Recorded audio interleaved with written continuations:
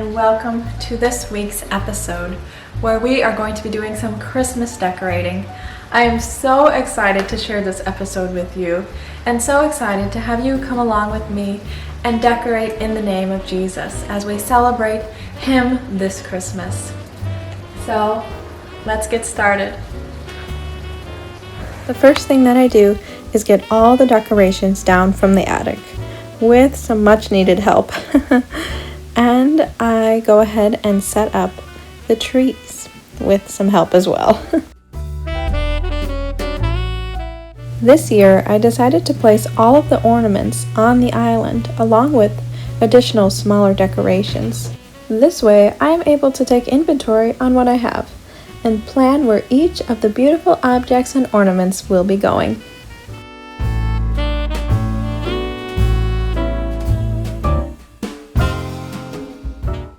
I found it very helpful putting everything out and seeing exactly what I had, because then I was able to make groupings of the things that I wanted in specific areas.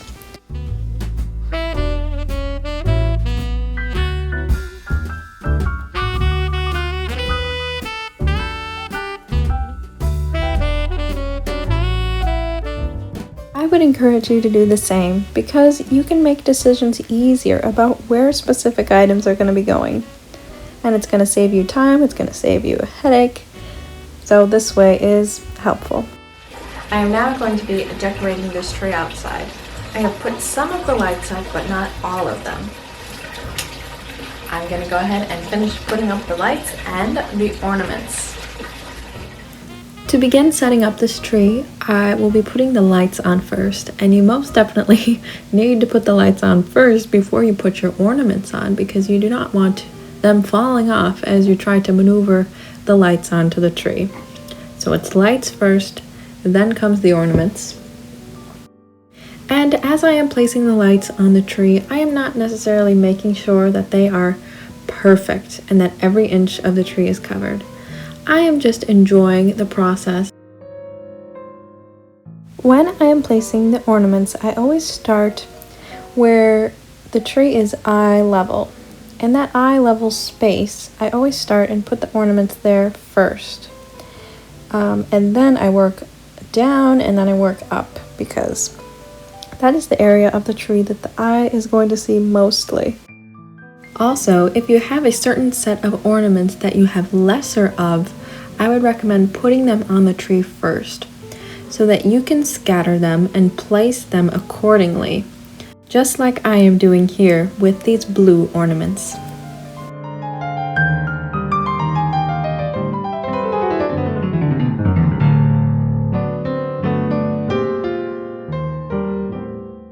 In the video, you can see me stepping back a great number of times, and this is because I need to take a look back. Because I'm standing so close, I need to see how it looks from afar, because that's mostly how I will be viewing the tree and other people will be viewing it, not a foot away from it staring, but a good number of feet away. So it's important to take a step back and see the full picture and not just the little space that you are looking at.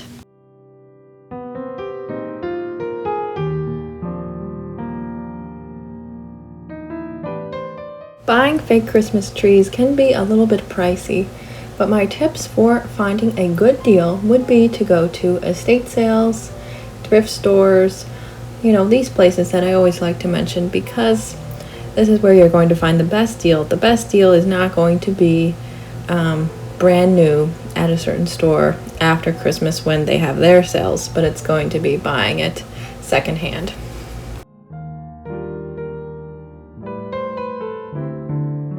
There we have it. We're all done with that tree outside, and doesn't it look beautiful? I'm so happy and pleased with the way that it turned out.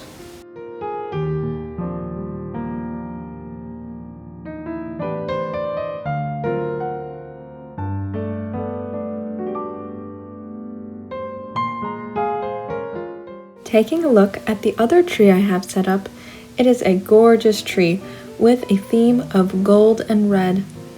And it is just a classic combination. Those colors are just such classic colors. They're timeless, and they're absolutely elegant and very beautiful.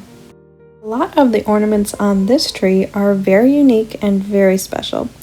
They all either are all gold, all red, or have red and gold both. Many of them are very costly, but we found them at incredible deals. We went to secondhand stores, thrift stores, church thrift stores, and even at community garage sales. So to get a deal on ornaments and Christmas decor, you do not necessarily need to wait till after Christmas at these big regular sort of stores.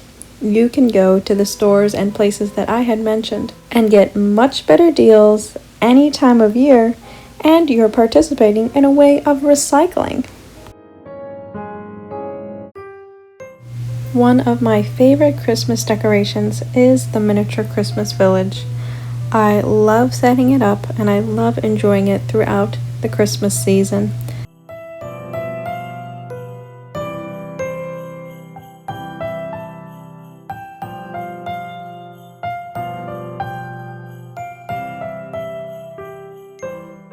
Seeing the village and setting it up brings back the fondest childhood memories of Christmases long ago. The Christmas village is an item which is very coveted and is difficult to find nowadays.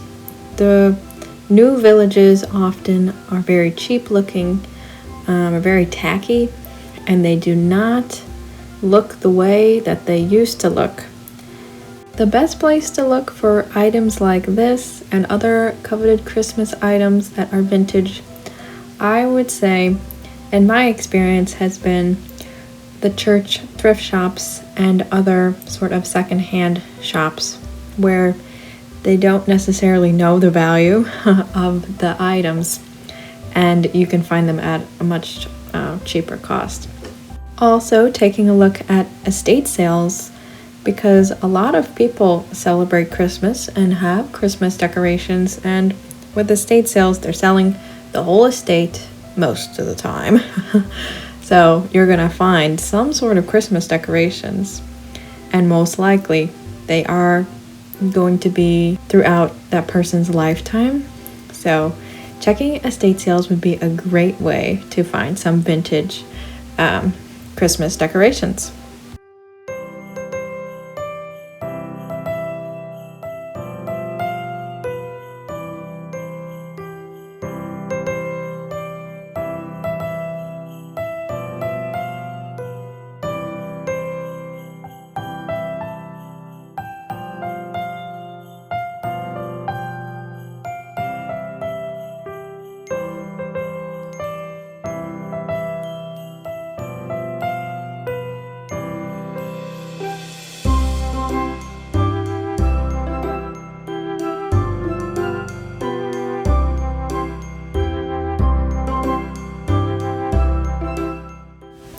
Now I am just going ahead and putting up this garland in the library area.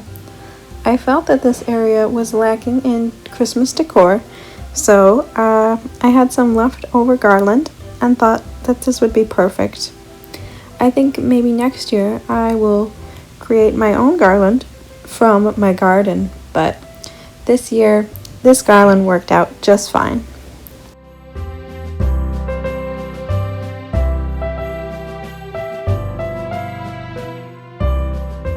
Now I am just putting the lights on the garland, and I'll tell you that I learned a very valuable lesson as I was putting this garland on top of the bookcases.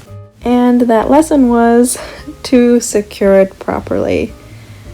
You really need to secure your garland properly, or you need to put it all the way on top so that it does not droop over, because otherwise this will happen. Although I did have to start over, I learned my lesson, and now it won't be happening again unless it's an accident.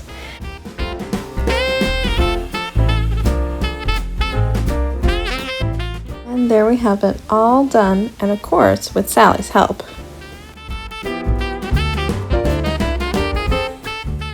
And now I am just finishing up in the library. I am putting this tree skirt around the trees, and this tree skirt actually isn't a conventional tree skirt. It is in fact just a piece of material.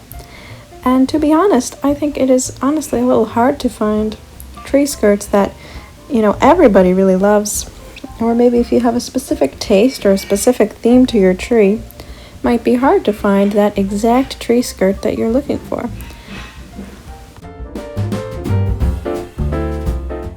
So using a piece of material, you're able to save money and also pick the perfect material and design for your trees.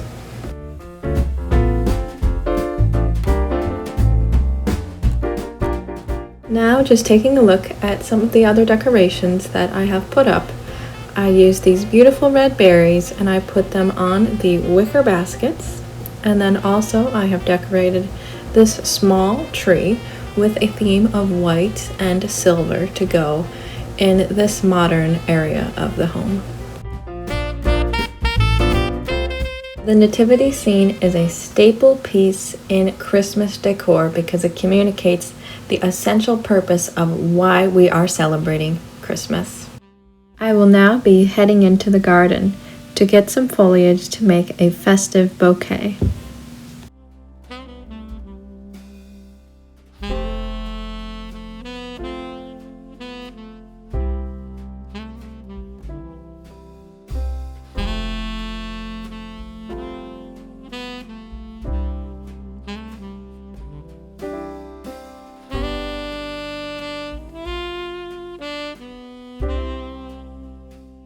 I knew I wanted to use ostrich ferns in the bouquet, and quite frankly I didn't think very highly of them until that day when I held them up to the light and saw their incredible beauty and that God put so much care and so much thought into all of His creation.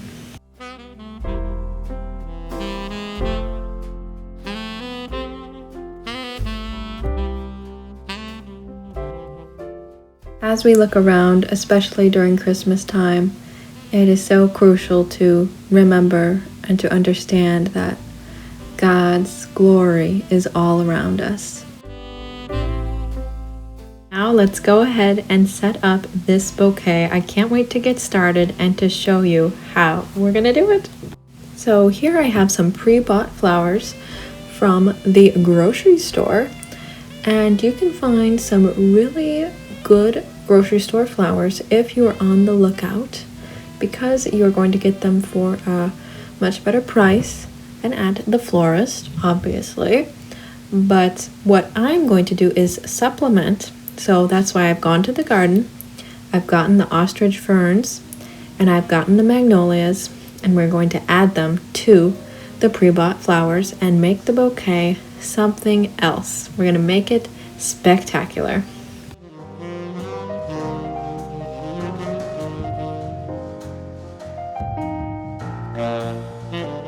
It's always helpful to have a flower bucket so that you can put the flowers in the bucket with water so that they stay fresh and don't dry out on your transit home. Sometimes they're available at certain grocery stores. You just go ahead and ask and they'll get them for you, or you can go ahead and buy them, and then you can reuse them every time. I always make sure to fill the vase up with water before I begin putting in the flowers and the foliage, because it can be very difficult to pour the water in once you have perfected your floral scape, and then the water's just splashing everywhere. And goodness, you hope you're in the kitchen when you're pouring that water in, because it gets messy. So for sure, make sure to put the water in before you begin. It also definitely helps putting the water in before, so you can have some weight to your floral arrangement, because it can be a little top heavy and fall over, and then oops, you broke your beautiful vase. Oh no.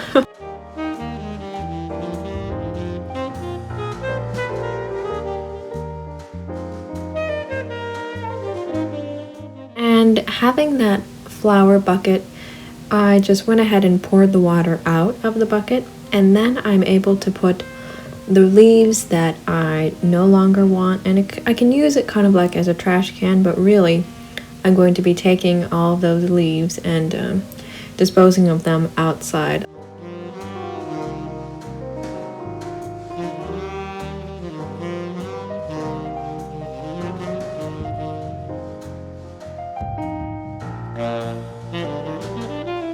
When it comes to excess foliage stems and flower stems, don't be so quick to throw them in the trash or throw them out in the woods, but possibly you could go ahead and try to regrow them, to grow them, to propagate those flowers, that foliage.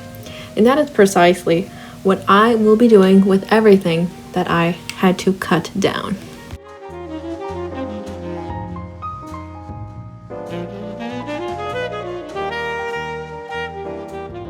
If you want your grocery store flowers to look like a professional arrangement, then I would suggest to adjust your flowers and to add more foliage from the garden or add another bouquet. Don't just keep it exactly how it came.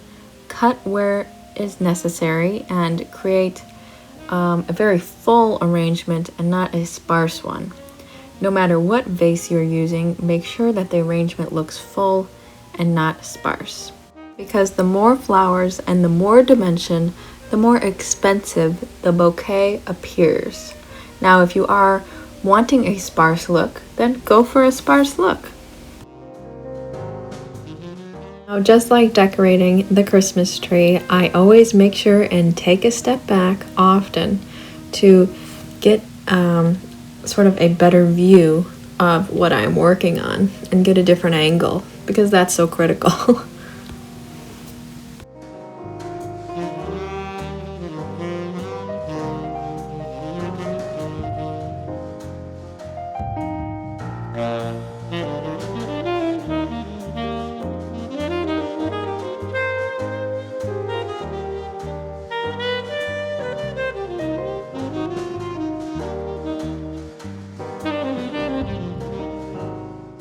I could not be happier with the result of how this arrangement turned out.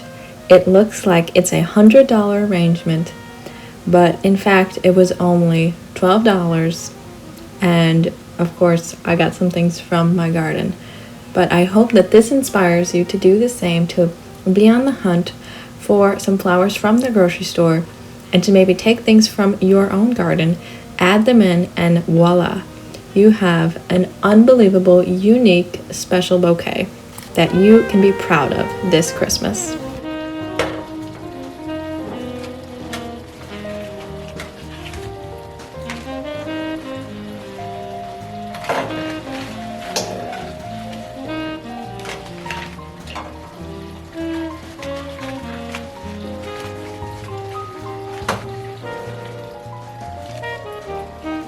Now I will be setting up the arrangement outside. I'm going to be placing it where I will be keeping it for the rest of the festive season. I am also adding these beautiful floral picks. They are of different fruits. There's pomegranates and pears, and they are in a lovely gold color. I think they add a lot to the bouquet. And here I will just be setting up the table.